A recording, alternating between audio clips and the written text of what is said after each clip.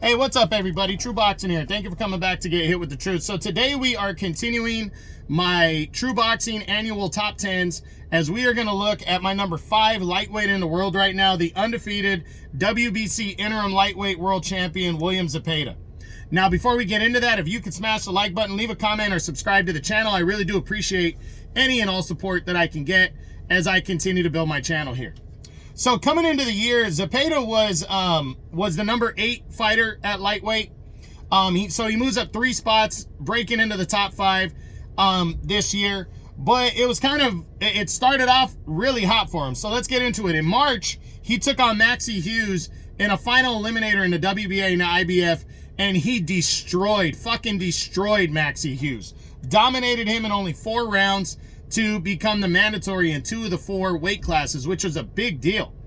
Then he followed that up in July when he took on Giovanni Cabrera. Giovanni Cabrera was a one-loss fighter who gave Isaac Cruz hell in 2023 and lost a controversial decision to Isaac Cruz, a split decision. So a lot of people thought Cabrera's awkward style was going to throw Zepeda off, and it didn't do any of that. Zepeda would stop Cabrera in the 3rd round and keep his roll and his keep his rise high. So then after waiting around and discussing a potential title shot with Shakur Stevenson, him and Stevenson decided they wanted to build to a title shot. So Stevenson was going to fight Joe Cordina in October on a Riyadh season card, and Zepeda was going to take on Tevin Farmer in November. Well, Stevenson, there was an injury, canceling the fight with Cordina, but Zepeda, knowing that him and Stevenson were pretty much in line for the February 22nd card for Riyadh season, he would take on Tevin Farmer, and the interim title was put on the line for some reason in a 10-round bout, which I thought was ridiculous. But anyways, the fight went forward, and I think Zepeda went in way overlooking Farmer, and it cost him because he almost fucking lost this fight. Tevin Farmer fought his ass off, went toe-to-toe, and landed some great shots on Zepeda. Really kind of showed you what Zepeda is lacking. Now, Zepeda he got up off the canvas. He took a knockdown in the fight. He got up off the canvas and was able to secure a hard-fought, somewhat controversial split decision over 10 rounds as he became the WBC Interim Lightweight Champion.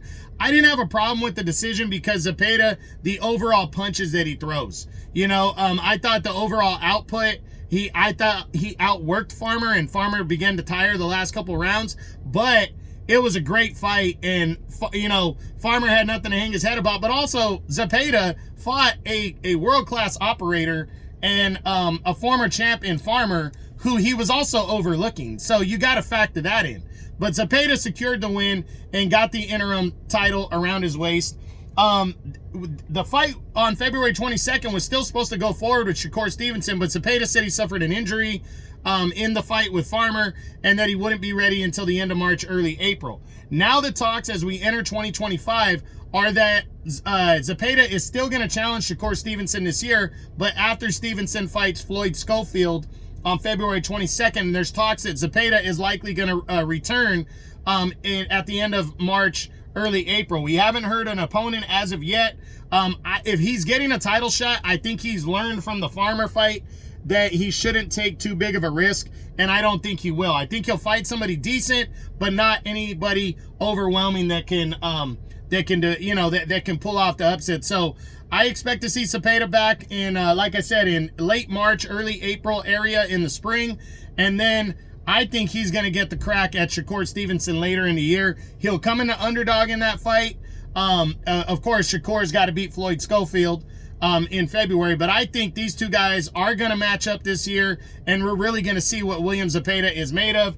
A victory over Shakur Stevenson of that level could put him up to number 1. A strong performance could keep him in the top 5. So we're going to see what William Zepeda is made of in 2025. Right now he stands at 32-0 at 27 knockouts, 28 years old. He's in his physical prime. I'm looking forward to seeing what he does in 2025. So that's it. That's what I got. That is my number 5 lightweight in the world right now, the undefeated WBC Interim Lightweight Champion, William Zepeda. I hope you enjoyed the video. If you did, smash the like button, leave a comment, or subscribe to the channel as my True Boxing annual top 10s continue.